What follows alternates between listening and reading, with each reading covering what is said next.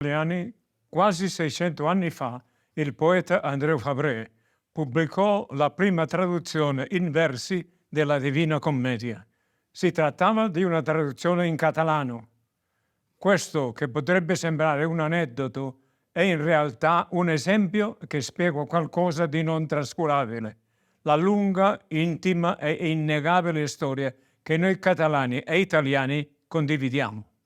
Ora il governo spagnolo ha chiesto che il catalano diventi una lingua ufficiale dell'Unione Europea, ma perché questo diventi realtà è necessaria l'accettazione di tutti gli Stati membri, Italia compresa.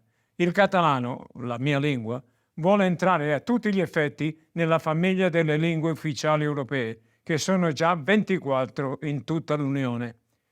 Chiedo quindi al governo italiano e al Presidente del Consiglio dei Ministri, Giorgia Meloni, di accettare il catalano, lingua sorella dell'italiano, come lingua ufficiale dell'Unione Europea.